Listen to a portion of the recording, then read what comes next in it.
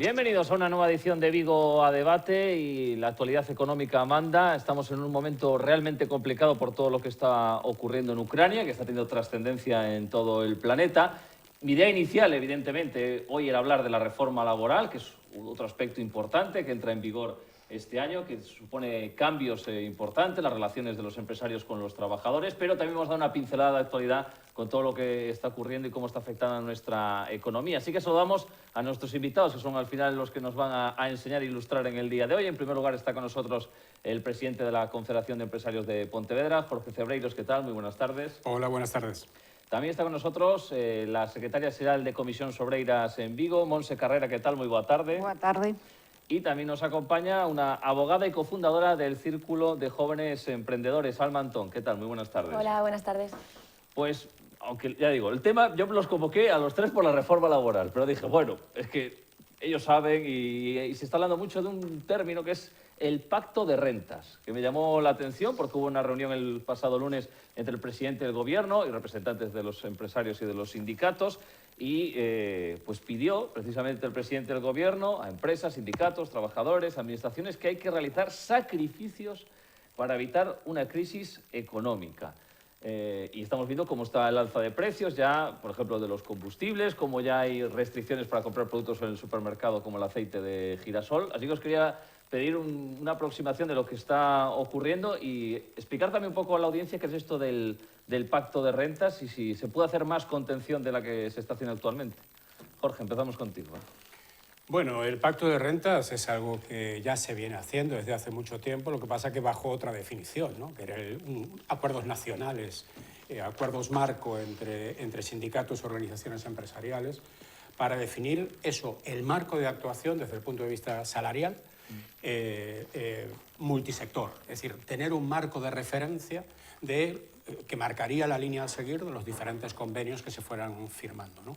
Esto se ha firmado entre sindicatos y organizaciones empresariales hace 3 años, 4 años, y desde que asistimos a las subidas del salario mínimo, desde que asistimos a la tremenda inflación previa a la guerra de Ucrania, luego hablaremos si quieres de la guerra de Ucrania, sí, pero todo esto es previo, nosotros venimos reclamando un acuerdo nacional que fije ese marco de actuación para todos los convenios, ¿no? Bueno, bienvenido que ahora sea el presidente el que quiera impulsar o liderar esto, pero nosotros venimos transmitiendo ya la preocupación de asistir a graves problemas logísticos, a graves problemas de suministro de materias primas y de hecho que no existen materias primas sustitutivas en muchos casos. Venimos alertando de la subida de los salarios ante la lógica pérdida del poder adquisitivo de los trabajadores y, por tanto, bienvenido que ahora sea el presidente el que haga esto. Espero que no concluya eso solo con una limitación de los beneficios empresariales que en estos momentos, sí, pero que en estos momentos son inexistentes, ¿eh? Venimos de 2 años en donde las empresas, tanto trabajadores como empresarios, han hecho todos los sacrificios posibles. Mucho cuidado ahora con que traslademos ese pacto, ese diálogo social o ese acuerdo de rentas solo a la limitación de beneficios de las pequeñas y medianas empresas que forman parte del 98%.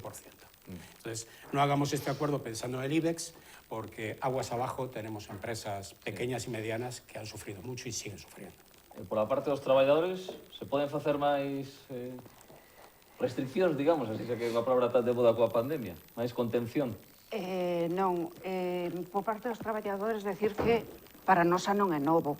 Nós desde a reforma laboral de 2012 fomos os grandes afectados, é dicir, nós máis baixar as nosas rentas é imposible. Temos agora 2 ferramentas das que acaba de falar Jorge que axúdanos a tirar hacia arriba, que son a subida do salario mínimo, que empezou no 2019, e agora tamén ca novo reforma laboral, que indirectamente falamos dela, temos unha ferramenta tamén para puxar, para estar os nosos salarios acordes ao IPC. É dicir, sí hai que buscar unha solución, estou de acordo con vos, pero non pode pasar por devaluar os salarios, porque dixo dixeches tamén, a cesta da compra está como está e non vamos a seguir 10 anos máis sendo a clase traballadora a que sufra esta situación. E que pode sufrir tamén los jóvenes, Alma.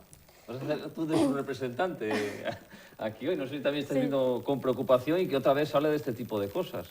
Sí, bueno, efectivamente, ya no solo en representación de los jóvenes, sino también de mi profesión, pues bueno, en primer lugar destacar el lado humano de la crisis internacional que estamos viviendo y de la guerra de Ucrania, independientemente de lo que nos afecte a nivel económico a nosotros. No obstante, pues bueno, haciendo un poco de balanza entre la parte sindical y la parte empresarial, pues pienso que debe haber sacrificios por ambas partes. Me parece una pena porque, bueno, creo que venimos de 2 años muy duros en los que pues, se estaba intentando ahora mismo recuperar la economía, tanto las empresas pues, con los famosos ERTEs y préstamos ICO como los trabajadores que acaban de conseguir una subida del salario mínimo. Entonces esto me parece que nos viene en un momento que además nadie se lo esperaba y que bueno, pues que la verdad como parte intermediaria pues pienso que el sacrificio debe estar repartido porque al final, más allá de hablar de empresas o trabajadores, hablamos de personas, todos tenemos familias y todos tenemos gastos que asumir, entonces pienso que bueno, más allá de palabrería política, pues que efectivamente en la práctica el sacrificio debe ser repartido y que bueno, que se intente preservar en la medida de lo posible lo conseguido hasta este momento, pero que los sacrificios vayan evidentemente por ambos lados. Quería apuntar algo Jorge Cebreiros, así que adelante. Sí, no, simplemente matizar por si se ha entendido mal, ¿no? Nosotros no planteamos una devaluación de salarios, ¿eh?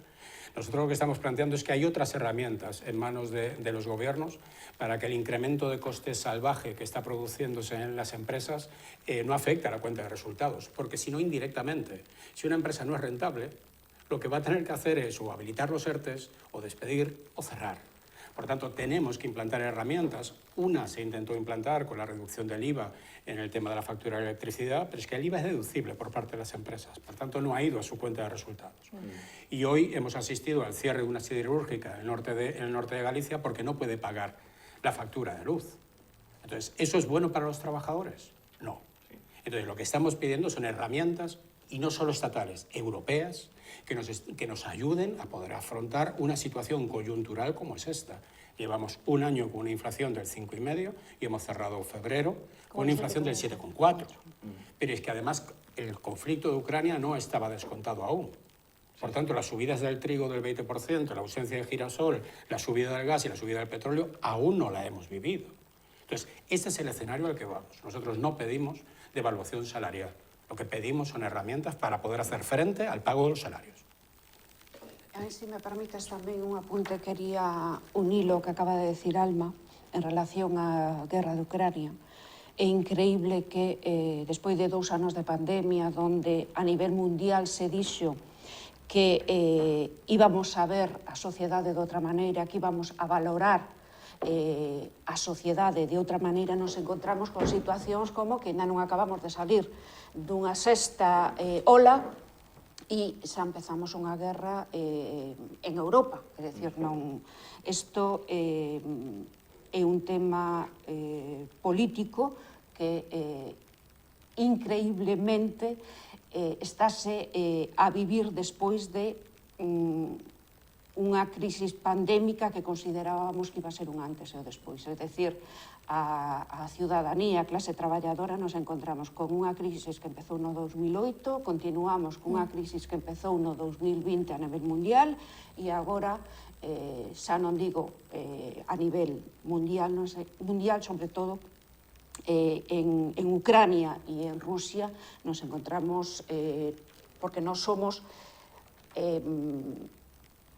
a nos afecta, pero eles son protagonistas directas e isto é moi duro de vivir. Nada máis. Leí un tuit ayer que me llamó la atención que decía una persona anónima, no me acuerdo quién era, decía, oye, ¿las sanciones se las están poniendo a Putin o me las están poniendo a mí? Porque da una sensación de que estas sanciones al que va a afectar es a la gente de a pie normal, con una subida de precios desorbitada y que muchas familias, si ya tenían problemas, yo ya no sé cómo van a asumir todos los gastos que se les viene encima. Entonces, ¿por dónde se debería actuar? Porque vemos, y decía Jorge, que esto puede ir a más todavía. ¿Qué se debe hacer realmente, Alma? No sé si hay muchos hablan, por ejemplo, ¿por qué no se reforma el sistema energético? ¿No se le mete mano ahí?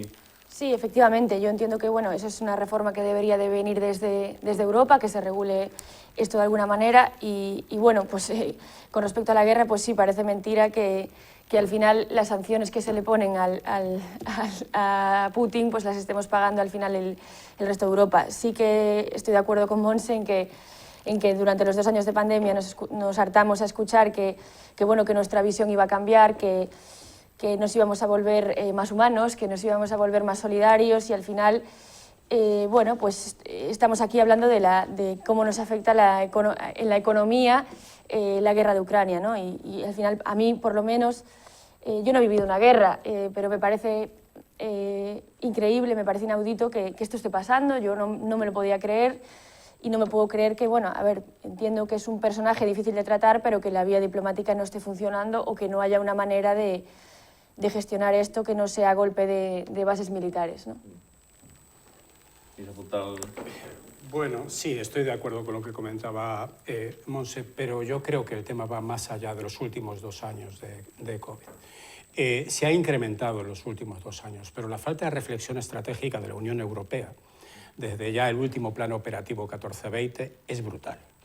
La falta de industrialización, la derivación de toda la industria hacia el sudeste asiático, la dependencia de otros países de materias primas, bien sea porque no tenemos los yacimientos, bien sea porque no tratamos la materia prima, pues hace que ahora nos estemos dando cuenta de la dependencia que tenemos del gas ruso. Hace poco se cerró Marruecos y no pasó nada. Dijeron, no, el gas va a venir desde Argelia.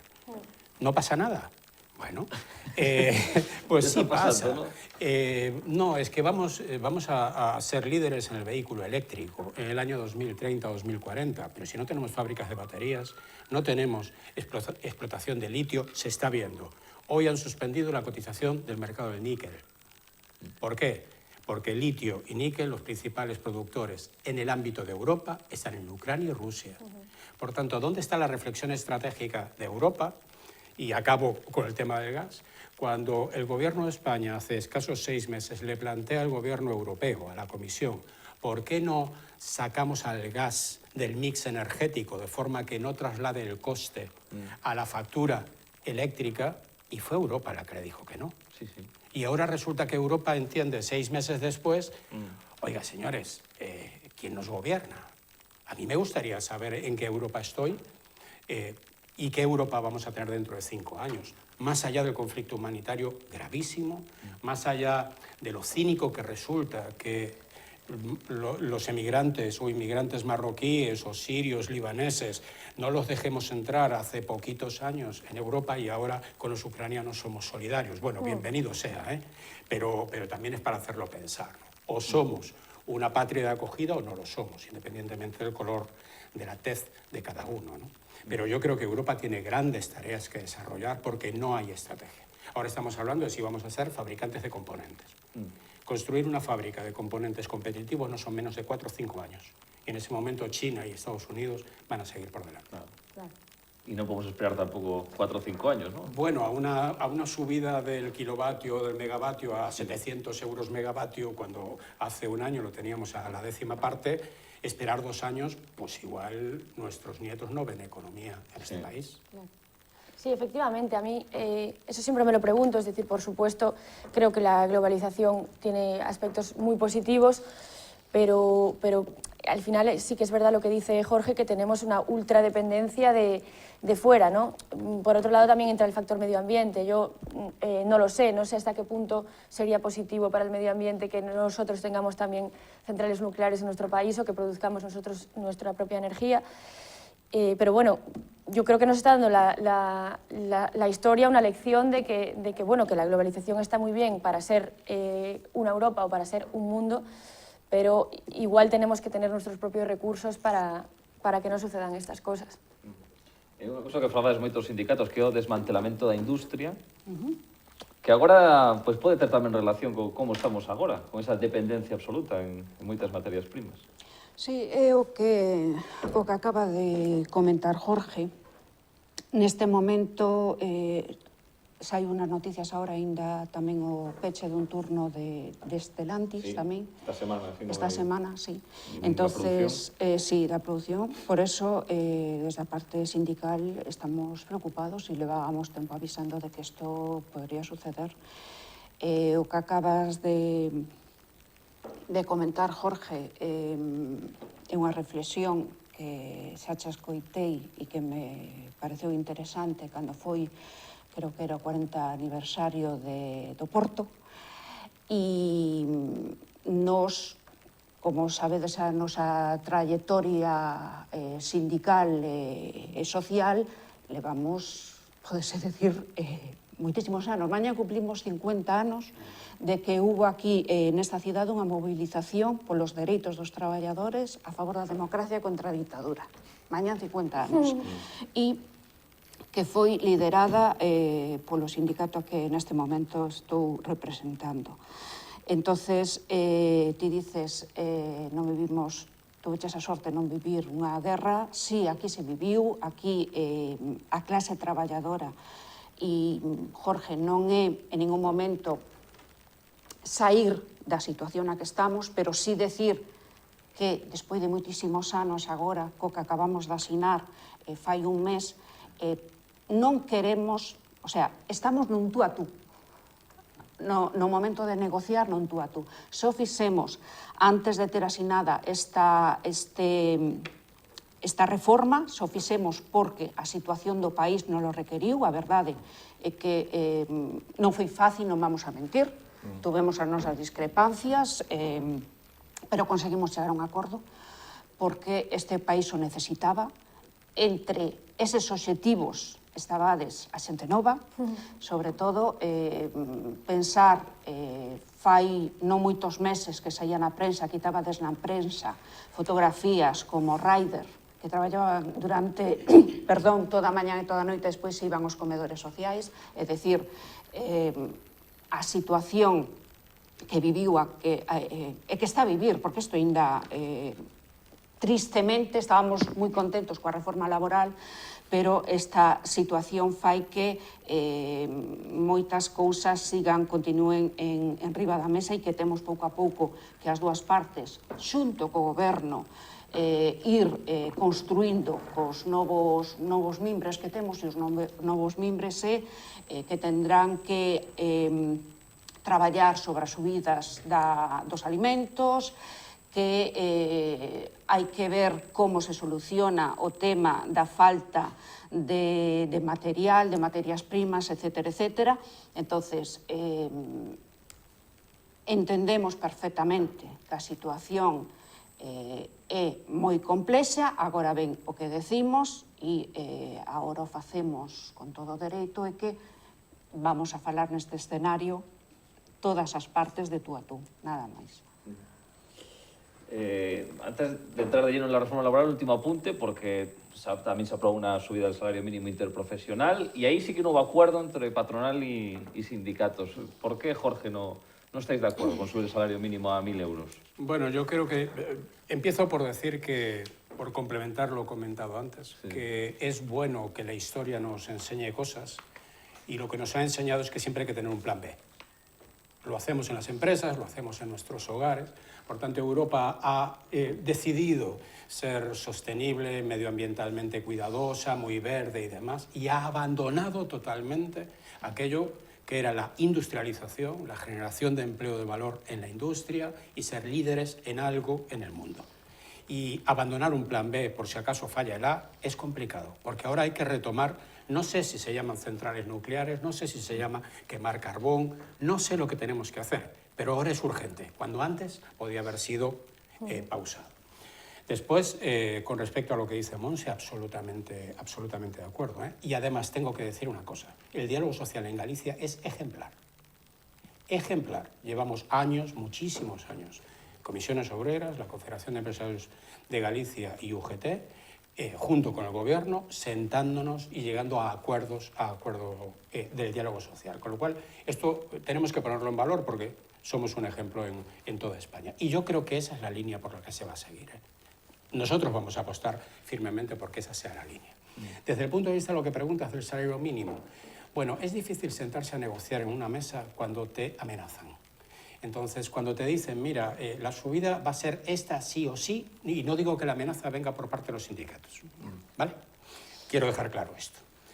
Cuando te dicen, mira, sí o sí, entonces o lo saco en el decreto y si te levantas en la mesa no pasa nada. Eso en Galicia no ha pasado nunca. Nunca ninguno de los tres interlocutores nos hemos tenido que levantar de la mesa por falta de acuerdo. Y después lo que nosotros decíamos es, súbase el salario mínimo interprofesional, pero a cambio de eso analicemos el resto del entorno que tiene la empresa. Los impuestos, las cotizaciones sociales, la productividad, el absentismo. Es decir, hagamos lo que ahora se está planteando, el pacto de rentas o el acuerdo nacional de empleo o como queramos llamarle. Pero solo la subida del salario mínimo como única variable no nos parecía lógico en ese momento en donde además estábamos cerrando con una inflación de más del 5,5%. Y con problemas logísticos y con problemas de incremento de precios. Simplemente esa es la decisión, porque era la única medida que se estaba planteando y creemos que no es correcto. Alma, ¿cómo ves tú esta subida del salario mínimo? Bueno, a ver, desde mi punto de vista, yo entré en el mercado laboral en un momento muy complicado, como toda la gente de mi generación, y creo que en este país nos hemos acostumbrado a que lo que tiene valor es que tú digas, oye, pues yo empecé trabajando gratis y empecé trabajando muy poco, y nos hemos acostumbrado a eso, es decir, a aceptar un trabajo en condiciones precarias porque eso tiene más valor, ¿no? Entonces, yo sí que creo que era hora también de lo que decía antes, ¿no? Que al final la economía somos todos, porque las familias son las que consumen y en consecuencia las empresas van mejor, ¿no?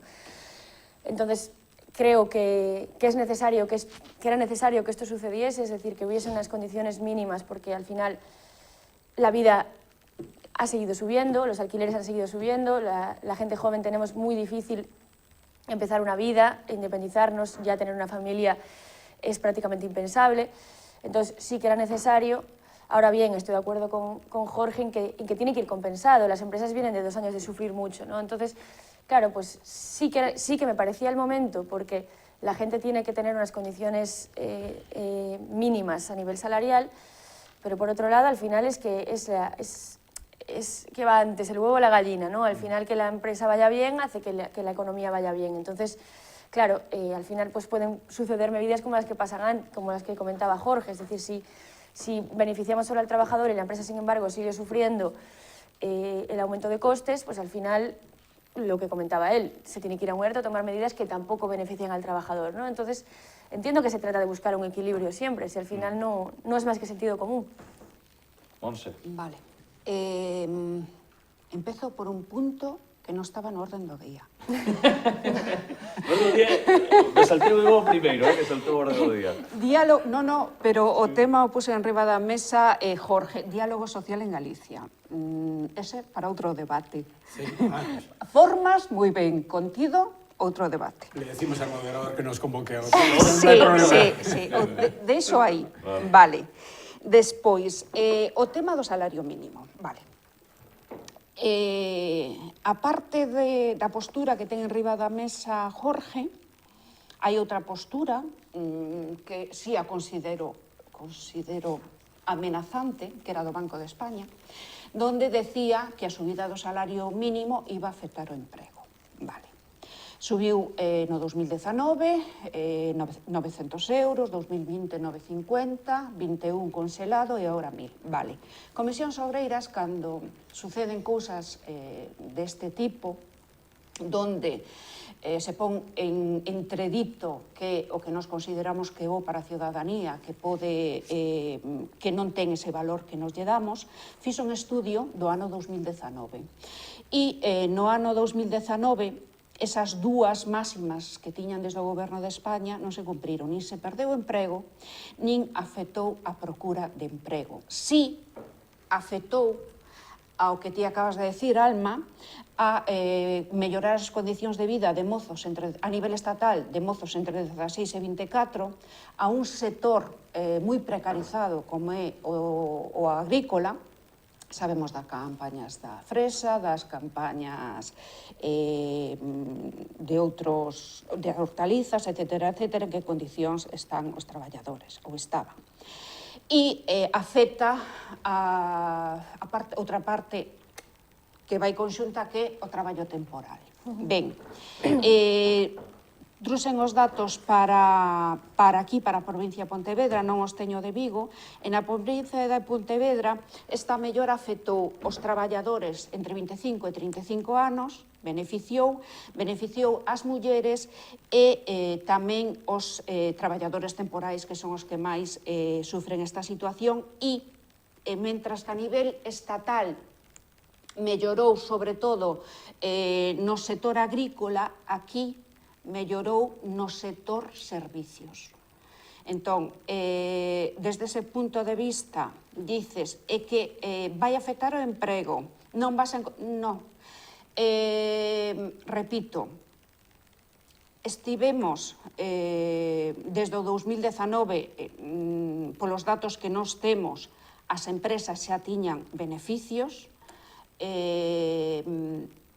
era o momento e, ademais, era un compromiso que tiñamos co goberno, e a proba está que sabedes que no mes de febreiro do ano pasado nos empezamos unha serie de movilizacións donde pedíamos, exixíamos a subida do salario mínimo, a reforma da Lei 2013 das pensións e esta reforma laboral. Entón, é necesario a subida, sí, porque nos afecta a todos. Estamos falando de traballadores moi precarios.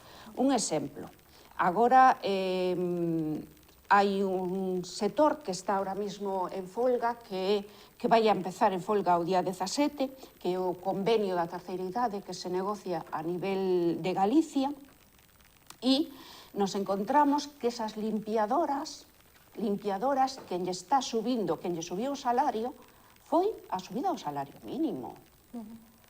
Estamos falando deste convenio que afecta a traballadores precarios e que é un sector feminizado e que foi bandeira do que significa o que ti dixeches antes, solidaridade, etcétera, etcétera, durante a pandemia e que rapidamente se esqueceu. Entón, é necesario o salario mínimo? Pois, sabes, estas persoas cobran 1.000 euros gracias ao salario mínimo, porque negociando leva moito tempo e a patronal non quere chegar a un acordo. Bueno, tenemos que hacer una pausa publicitaria y continuamos en este Vigo Debate.